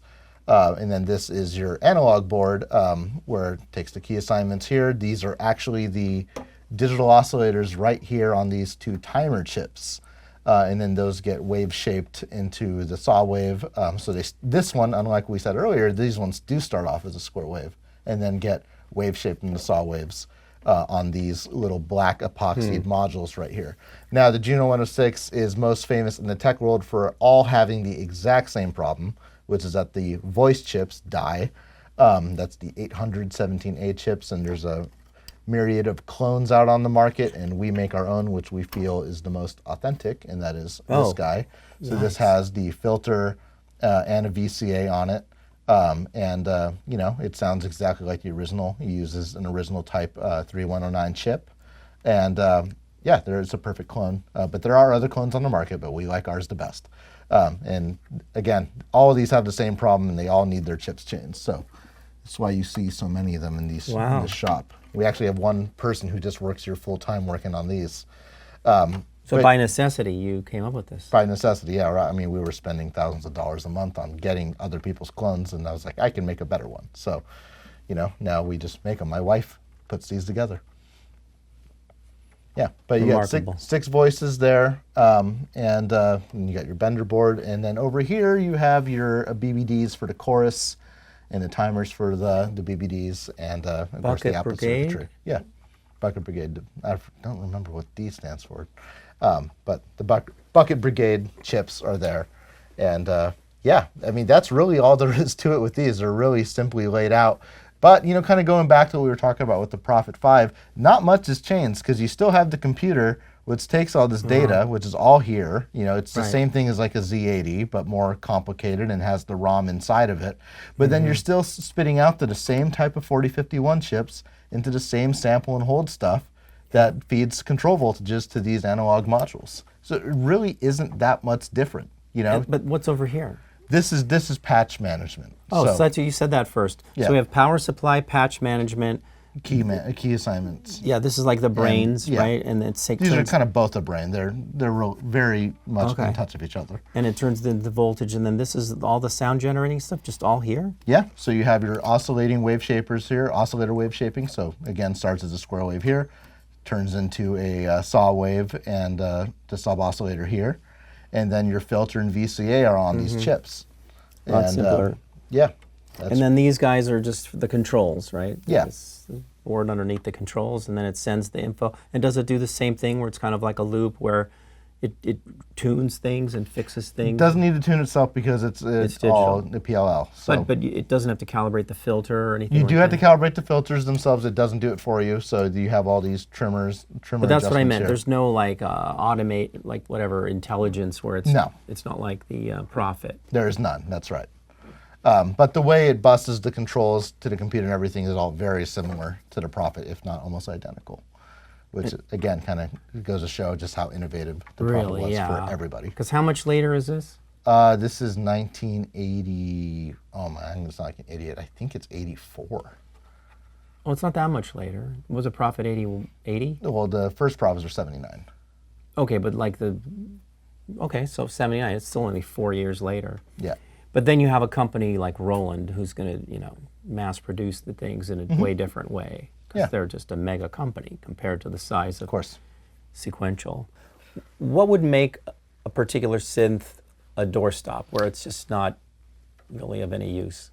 It all comes down to its ability to be repaired, and that comes down to a couple different factors. Number one is the size of components. That's kind of the cliche answer, but it's legit nonetheless. So you see all these chips. These are on what's called a through-hole board. If you want to change the slider, you just desolder it from here. You take the slider out, and you can get any old slider that doesn't even fit this footprint and stick it in there and jump a wire, and it'll work again. And that's fine. Now, a lot of stuff nowadays, or pretty much everything, is made with what's called surface mount devices, which is actually what's on these chips that we make and was on the original chips as well. They're much, much smaller. So this is a capacitor that would be the same as one of these, but it's much, much smaller. But the problem with even newer stuff than this, because this is kind of one of the last really repairable synthesizers, is that these packages become infinitely smaller. Really, really, really, really tiny. You could barely pick it up with tweezers. This can still be hand assembled and fixed. If you really wanted to change one of these chips, you could. Those original SMD chips that would have been in there fail all the time nowadays, and we replaced them with our own that we can hand assemble, therefore it's repairable. Same with the computer. If the computer dies, you can still get this chip. So this isn't a doorstop then? No, not at all. You can still get this, and then you can just put an EEPROM right here, and it'll read right off of that. Everything you can pretty much. But is that the cutoff, 1983, 1984? Not quite. And you can still make things this way if you wanted to. There's not really a cutoff. It's more just the way the companies evolved with their own product. Depends lines. on the company, but more or less, when you get into the later 80s, right, it starts to be not really repairable. That's right. So the other thing is software. So these things do have, code inside of these really weird looking chips. And the earlier devices had an EEPROM right here. So that would have been like the ROMs I showed you in the Prophet. And that would be interfacing with this chip. So this chip is doing the actual work, but reading from the instructions here. And if this chip dies, you can just get the code and put it on an EEPROM and put it here and put a new controller there, and then they'll work because it knows to just read off of here. So there's no chance of this thing ever being unfixable. How do you put code on a chip? Oh, there's the devices for that. We have like EEPROM burners. You do that? Yeah, of course. Yeah. And you get the code from where? Usually from reading them off of earlier ones. So like a really early Juno would have a ROM here. We would take it out and read the information. Oh, and you off can of it read like a and ROM save it. reader. Yeah, exactly. And then you put it in RAM, and then you put it. We put it in a new ROM. Yeah, but it has to go off that chip into a holding area, right? Or does it go directly from chip to chip? Yeah, it goes into an old so Windows computer. Yeah, so a computer like holds it in its own RAM, and then you burn. Wow, that's so these are totally repair. So these things are always going to be worth it. These will outlive us, no questions asked. So if somebody's looking to get into a synth, and if you couldn't even get this, say one day you couldn't get these anymore, some guy could easily add something else that would take its place because it's through hole and all the pins are accessible. Whereas when you're dealing with something that has 400 pins and they're impossible to solder to, you can't do that anymore. It just becomes an impossibility. Is this the first, this is the investment synth for somebody? I think this should be everybody's first synthesizer. When I first started out, everyone's first synth was a DX7, and I thought that was cool, but I think this should be everyone's first synth because you can actually program it. It's not, DX7 is too hard. You cannot program those. You can flip through patches, but this you can actually program. Yeah, you need immediacy when you first, because you want to enjoy it in the beginning. The DX7's at an advanced level worth the fight, but it's like you got to really dig into the thing and remember where you are. This looks very straightforward. Yeah, what you see is what you get. And the DX7, is that as easily fixable? No. Yeah, so there's that too. So you're But the thing about the DX7 is that there's so many of them that there's thousands and thousands of parts units. So they can always be fixed by cannibalizing another swapping out. Yeah, because I think Yamaha made like over 100,000 of them. Yeah. And they made a lot of these too. I think, I don't even want to try to guess the number, but it's definitely in the tens of thousands, these. But yeah, definitely should be everybody's first synth. But this you don't swap out. It's worth putting the love in. You build your own custom boards and that sort of thing. Much better to just do that. And even the Bucket Brigades are available again. Yeah, you can get everything for these. And it sounds pretty great. They sound great, especially for the price. Yeah. All right, let's look at some crazier innards. Let's do it. So you wanted to see something crazy? Here's something crazy. One of a kind. So this was built by somebody you actually used to know back a million years ago. A true hero of synthesizer. Yeah, and I don't know if he went under the radar to some people, but Casey Young was definitely one of the pioneers, innovators, unbelievable musician. And he was there at the beginning of this doing things that we were all like at the time just going like, you know, this is like a synth altar. Yeah. Who would do this? Casey Young. That's who. And it's basically a modular 8-voice Oberheim system. It's really more 2 4-voices according to Casey, and he would control this with another Oberheim 8-voice that he had custom done to control this with CV gate outputs. Otherwise, he'd actually have it connected in parallel with an EMU modular that was polyphonic with the 4060 keyboard. That belongs here. That belongs here, yes. And actually, I'm getting an EMU modular soon, and I plan to use the 4060 keyboard under this monster. Also, full disclosure, again, getting back to the CS80 with the cobbler shoes, this has not been gone through. The inside of this is going to be very dusty and ratty. Not a representation of work we do for our customers, but it does look really cool. But we want to see it. Of course, it does mostly work. It does at least do the light show, you know, with the Digitune. And it's really amazing, and I'll show you the inside. You know, a couple interesting things is the Digitune module I just mentioned, a fully functioning programmer, an MXR, I think it's a mini limiter. Yeah, mini limiter, a phase 2, or a biphase 2, and a surge wave shaper. There's a phase shifter in it, huh? Yeah, got a wave phase shifter right there. Super nice. And a surge. And for those of you that don't know, this is just like an Oberheim expander module, like SEM, S-E-M, synthesizer expander module. So you'll find these, you can buy them individually. It's in the 2-voice, the 4-voice, and the 8-voice. And he's plugged them in here and built these patch bays, I guess, like interspersed among the modules. So truly unique thing. You'll never see another one because there isn't one. That's right. And I will now ask my friend Carter here to help me flip this thing around, which could go one of 2 ways. It's a good thing you got it on camera. That's the right. last time. All right, so let's just lift it up and turn it around. Turn It's it like around. moving a body. Gotta love Maybe this. go backwards first, and then we'll come back with it. Gotta love this. Okay, I'm starting my flip. This is just to turn it around. I do my own stunts.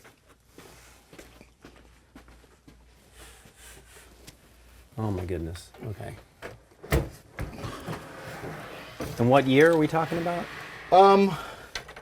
Definitely 70s. So let's see if we can get it under the 70s. lights. Oh yeah, There that we go. helps a lot. Okay. There we go. So, a lot going on here. 2 mini sequencers. So these are 2 dual sequencers by Oberheim, found in the 2-voice and standalone. Got 2 of them here. Here's the back of the Digitune. And then here is an actual 8-voice programmer module, fully loaded, which is awesome. Here's some level shifting stuff for the 4060 keyboard to convert the gate signals so it's more appropriate for the SEM. Keyboard module, which does nothing, and of course the SEMs. And all the SEMs are of course fully patched out for the most part. If we want to get one of the cameras closer so you can really see the design, you know, this is designed by a few people, Tom Oberheim, Jim Cooper, and I feel so bad, Dennis Collins from ARP, that's his name. He did the filter design, I believe. And the oscillator section is a Dave Rawson design. You mean from EMU. this custom build thing? No, just the SEM itself. Oh, just within the SEM. Within the SEM itself. So you got that Rawson design oscillator here, a little power supply section, and then a filter section, which is from the same guy who did the filters or a lot of the circuitry with ARP. So Tom brought all those people in when he built these SEMs? And Tom's very open about having the help that he had to make these things as amazing as they were. Is really a brain that's why. trust of people, you know. including people from ARP, which is cool. That really is cool. Even- And but did Casey? Like, how much was he involved in doing this?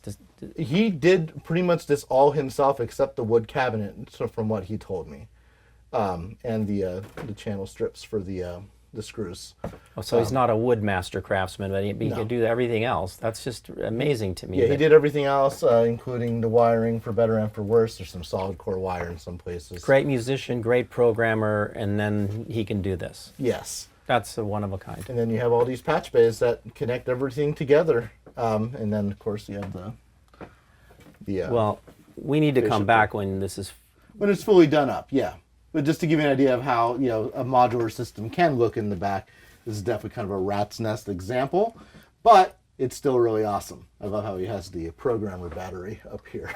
That's amazing. What is it? That's to hold the double A patches and the D? programmer. Wow. Yeah. It's just an alkaline battery. I didn't notice that before. And then, of course, the big old power supply is down there.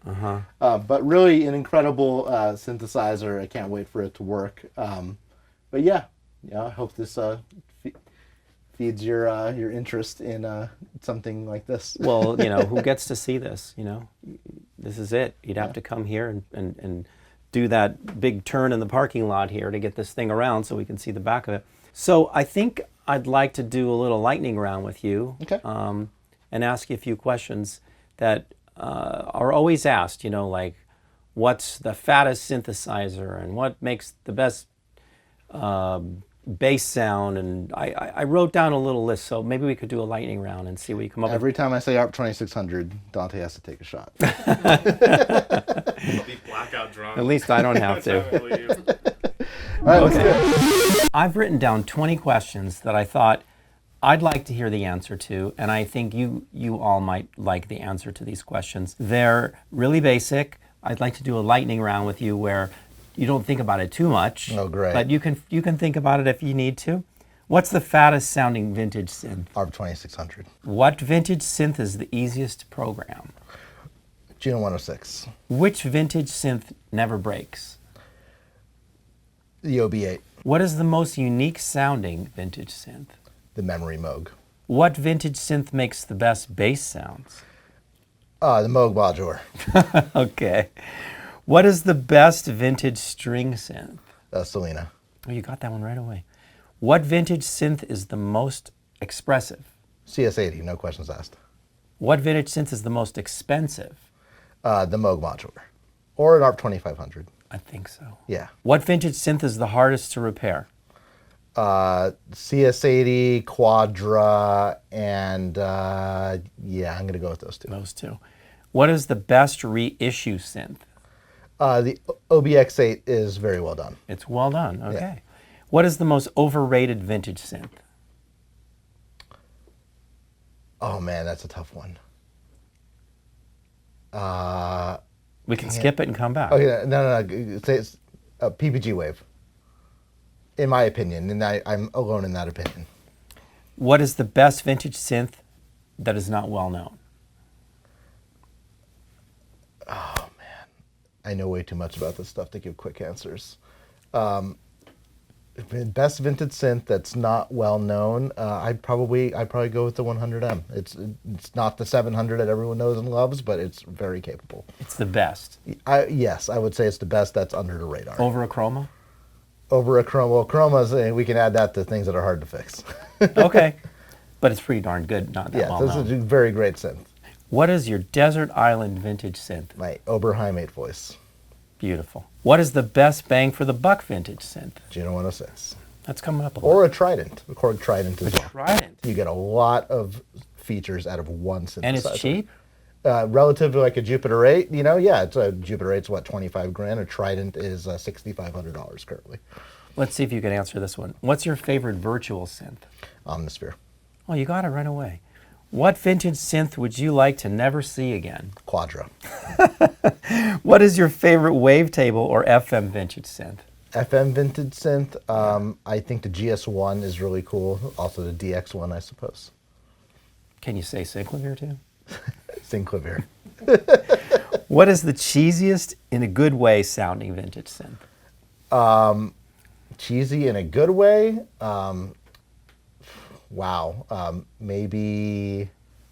Oh, you know, I'm gonna go with the Matrix 12 on this one because the presets in that are very cheesy. Okay. But they do sound good and paved the way for a lot of what came after. Because I like the Omni for that too. Yeah. What is your favorite vintage drum machine? DMX. And then my favorite question, what vintage synth is the best looking?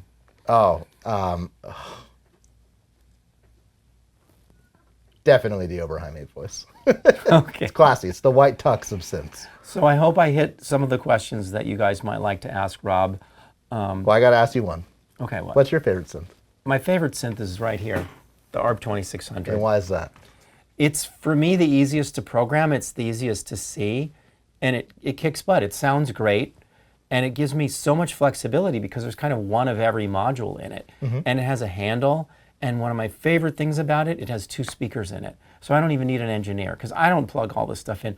And I can just turn it on and it works for me right in front of my eyes. You know, it's got a What about polysynths?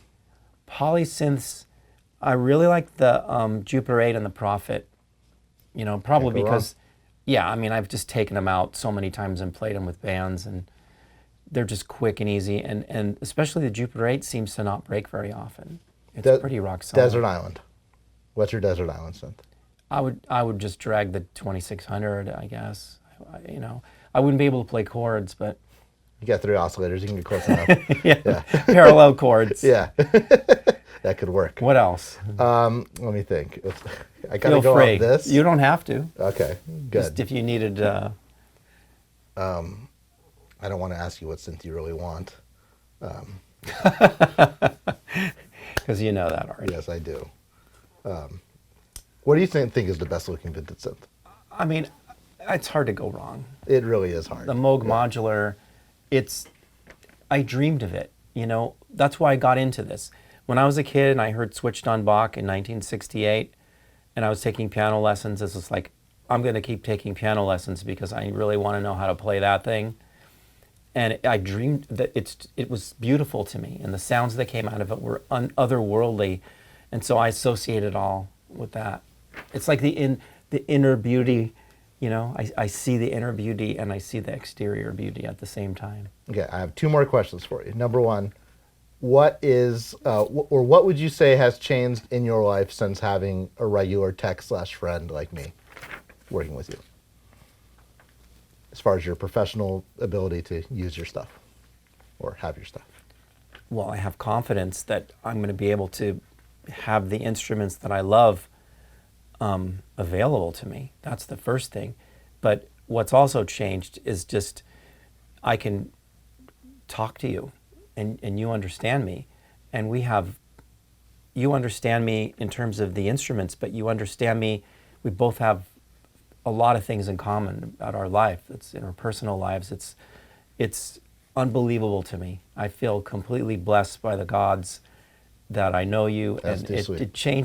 it's changed my life, and it's given me a newfound energy for all of those things. Somebody to share something with is just, it's everything. And I feel likewise. You know, I do feel honored to be your friend and to have you as a friend. And, you know, you're an inspiration in many ways, and I really do thanks. mean that. And, you know, doing what I do, actually, seeing you play the things actually makes that worth it. To hear someone who really knows how to play it and how to use it, actually operate it, is beautiful. It's incredible. Lastly, It transcends time, though. it does. Because you're like an old soul. Oh, I don't know about that. Well, you're I am dead a young inside, you're a that's true. young person, but you're connected. Yeah. You know, and I'm kind of coming at it from the opposite direction. But I really believe in what's going on now too, as you do. Mm-hmm. So it's just I don't know who else I would really have that kind of connection with. So I just wanted to add that. I can appreciate that. And lastly, and this is for all you guitar folks out there, what is your favorite pedal to use? with your Oh, synths? great. You're more than qualified to man. answer this. I mean, it's hard for me to bypass the phase shifter, the Maestro phase shifter. It only does one thing. Yeah, but it does it really well. It sounds so good, and it was the first pedal I ever had. The Mutron 3, another crazy pedal that I love. I mean, I don't know if I'm allowed to say too. Those are like my first pedals. When they first came out, and they're so versatile, and you can put them on a synth, and you can put them on a clavinet and a Rose, and I used to jam my organ through that and fry it through the Mutron. I mean, because it fries things too. It's like a fuzz too. So I like that quite. I used them together, and I didn't match the impedance or anything. I was just like jamming signal. I wasn't back, because really to run a pedal properly, you need to back off the signal, because synths are too hot for guitar pedals. Rob's asking me this because he knows I'm like a huge guitar pedal fan. I have every guitar pedal that I can think of that I really like that's vintage, you know, and I figured this out now. It took me all of COVID to sort of really get it right, and I highly advise you guys to use guitar pedals on your synthesizers. At the end, it gives you sort of this extra level. But one thing I like to do is keep the straight signal. So I parallel the straight signal, and then you still get all that great bite, and then it's a little bit more of a covered sound from the pedal. But using them together it's nirvana. Okay, I have one more. I lied about the two. There's one more. There's a huge, very long period of time where most people who owned analog synths, and most people did not own a lot of the synths they actually owned in the 70s and 80s. A lot of people had them back then, sold them, and then maybe got them again more recently. Anthony still has a lot of the stuff that he had back then. Yeah. Where were you when everyone was using Tritons and motifs? What were you doing? Well, I mean, I was just carrying through like a lot of the analog stuff. Once I got into the synclavier, I kind of put it away a little bit, and I was really just sucked into the whole world of being a film composer. So I wasn't really programming on analog synthesizers a whole lot. I just used the Roland 100M, which is a little bit over there. We can show it later, with the synclavier, because I needed analog filters on the synclavier. I needed something, and I was able to send gates and triggers. So I was, where was I? I was like into the world of synclavier and going through all the stages of synclavier, which started with just FM synthesis, then monophonic sampling, I should say, then polyphonic sampling, then MIDI, then giving us more voices so we could have more polyphonic voices with sampling, and then more voices with FM, and putting those together, and then getting the direct-to-disc, so we were getting the first digital recording, so we could record vocals and, you know, all on tape. But it was all digital, and it was like a complete digital music system. Wow. With notation, and just, you know, keeping all that going. That was like, that's where I was. I was just into that world. And then creating mock-ups, doing the first mock-ups for movies. Wow. Like I worked on The Color Purple with Quincy Jones, and I would say that was like me not being a film composer for a second, because I was creating acoustic instrument mock-ups for Steven Spielberg to cut the film. Wow. And no one had ever done it. Like Quincy called it Polaroids, which was based on Polaroid photos that he used to use to take of his mixing consoles to save the settings, because they weren't savable. It was before memory, before digital consoles had recall.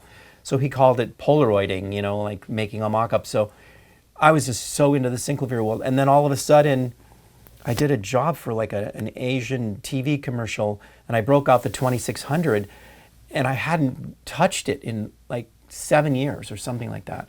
And they were just like, what is this guy doing? And it all came back to me. It was like getting back on a unicycle or something, and I was just holding the room. Like I was just making every kind of sound, helicopters, birds, and it just happened, you know, and they were having fun. And then I just thought, you know what, now I gotta reel it in. And it's been a constant process over the last, I'd say 15, 20 years of really reeling it. I still feel like I'm just about to dial this all into one. Like, you know what it's like to put a studio together like this, to get everything working, where all the synths are up and they're going through the effects, and you can play them all, and they're all at the right place where you can record. And that's like what I really want to do, is get it where it's one big instrument, like Tonto, what Malcolm Cecil did for Stevie Wonder. And, you know, I'm giving you these really long answers, but I love it. This is what the people want, the long answers. It's a long process. Yeah, you know? I definitely know that. It is definitely a long to do process. something you love, because you can just go deeper and deeper, you know, when you really love something. So, and it's just a journey we're on, you know, and we share it together, and we go off and come back, and I think that's what everybody's doing right now, really, putting the pieces together, digital with analog, and old music with new music. You know, there's so much retro musicality now into the new songs, but then the arranging from the new songs that comes from the DAW, mute mixing and things that you can do with, right down to the frame, it's pretty phenomenal. So that's what we're all doing, putting the love into it and bringing it together, digital and analog, and it moves me. I dig it, and I love the DAW. I definitely think that's one of the best things that's happened in the last many years. Yeah. Can't imagine still using like an MC8 or something like that. But Right. I guess you come from Synclavier, which is, I guess, everything's all in one box. Well, I liked the buttons for each. I liked having a button for play and a button for rewind and fast forward and all that sort of That thing. makes sense. It's a little different than the mouse and the QWERTY keyboard. But other than that, you can still get a controller now for a DAW, and the DAW is it's just the next generation. Nice. So let's I dig keep it. putting it together. And it's just like we're not even halfway there. Keep Feels that way. charging. That's right. That's right. Well, hey, this was fun. Thank you for this. Yeah. I hope All my good. answers were okay. Yeah, let's do something else. Yeah. Hope you're enjoying learning about all these synthesizers. Like and subscribe, or your synths may soon stop working. Well, what did we just do? We decided to have a shootout between... We just destroyed my speakers. That's what we just did. Okay. So Rob gets to control the, what is that, a 1970? 1973 Moog System 55. Yes, the top is a .com set that perfectly complements the rest of the System 55, but this is a vintage Moog modular that I'm very lucky to own. Yeah, and very lucky to have at your fingertips today. And I have, my favorite synth, for what I like to do, because it has speakers and it has a handle and it's very compact and it does a lot of things. And we're going to shoot out and hear, the rules were, right, 3 oscillators. We're not, because he has way more oscillators at his disposal unless I start using 2 2600s. So 3 oscillators, how many envelope generators? I'm using 2. I'm using one for the filter and then one for the VCA, but mostly just to keep it open without lowering the volume. So I'm with the using sustain. 2, one filter, one VCA, right? Mm-hmm. And we're going to see. We're pretty even. Yeah, I'm we? running my oscillators into the CP3A, which is mixing them before it gets into the 904 filter. Okay. And you're doing something similar, but using the ARP preamp. Yeah, like with a Moog, you run your oscillators into a filter, into a mixer, because the filter only has one input.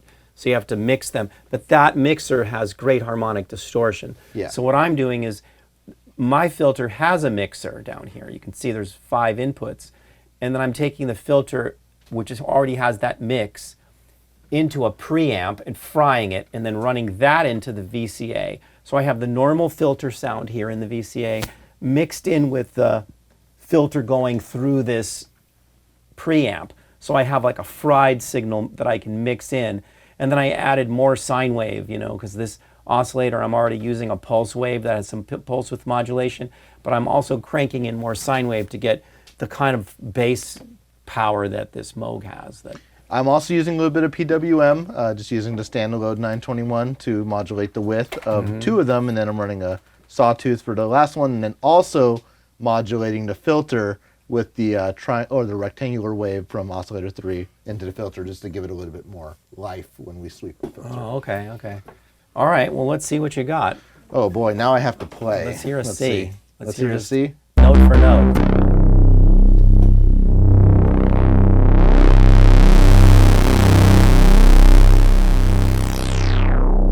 Pretty rich. Okay, here's what I got.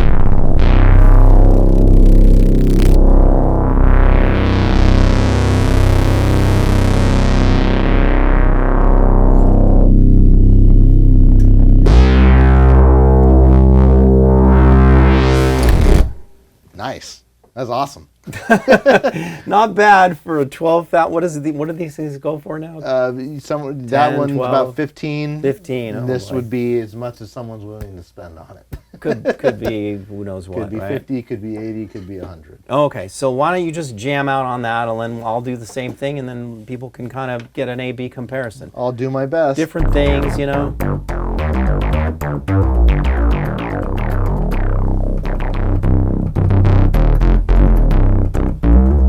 That's less resonance. Okay, So I have some portamento.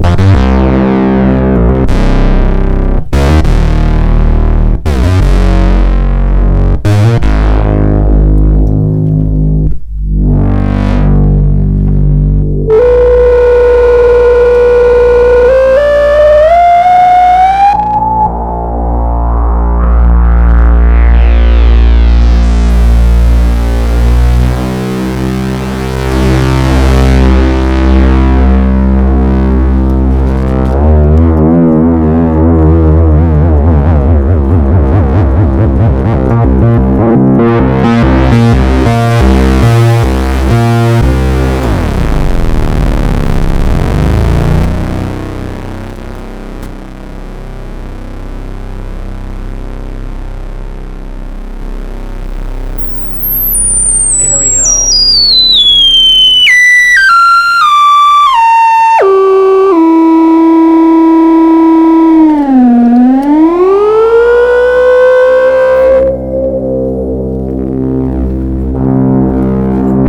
Some stupid stuff there.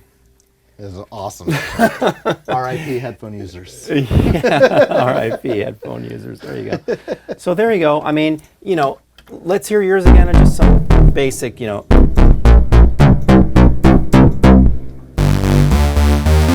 right, let me match that. Well, I just had mine way too open. Okay.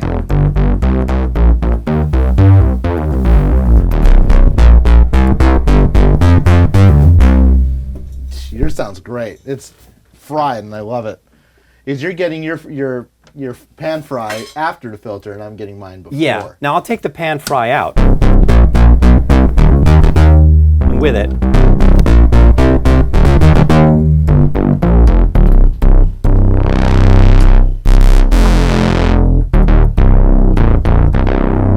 I'm gonna add a little bit of keyboard tracking to mine.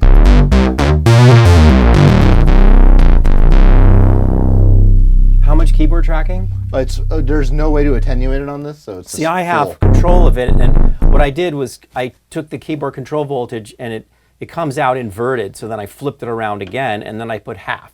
Wow. Yeah, you can't do that here. I mean, you could if you use one of the attenuators, but on this one, you have it just pats right here, and Right you there. get So all that means is as I go up higher, I don't get too bright. Yeah. I'm getting a little bright. Like if I don't have any, it's kind of dull up there. You can hear it like, but as I add it, I can still be bright up here. And that's tons right there. But I like less. Gives me more bass. And also, nice. That sounds amazing. Wow. well, Incredible sounds, and I gotta say, I mean, if you're having trouble thinking of which one you'd rather have, it's better to just get both. yeah, sure. I mean, you know, this is the king. It's certainly just right out like oscillator for oscillator. There's just really something special about it. Of course, there's really something special about both of them. I mean, when you consider how many patch cords and how much time it takes to set up a bass sound on this compared to that, and how much smaller that package is, I mean, that's why You can't lose. That's why it's my that's a favorite desert synth. island, yeah. And if you know what you're doing, like I do a lot of tricks here, and I'll show you all the tricks, you can get something. It doesn't have to match. Like as we do with all these vintage and like iconic sounds, they don't have to be exactly that sound. It depends what song they're in. But you can get, if you just want like kick butt sounds, like you can do it. You guys Absolutely. can do it on a lot of things. So, well, this has been an amazing day being here at Rosen Sound and working with Rob. Especially, we got to do more of this kind of stuff because I Definitely. think it's too much fun, and maybe turn it into some music that's going to be useful, you know. And I hope you guys really enjoyed going inside the synths under the hood and learning about, you know, his world and what it brings. You know, it keeps us all alive. Thank you. I appreciate it. And thanks for having me on your amazing show here. And thanks for patching that. I got to remember that. That really sounds good. There you go. Follow us at Rosen_sound on Instagram. We sell, rent, and fix synthesizers. If you need your synth fixed, too bad. We're extremely backed up. But if you'd like to spend money renting or buying, we're happy to help. Yeah, and you couldn't be in better hands because I just don't want to be in anybody else's hands except Rob's. Thanks, buddy.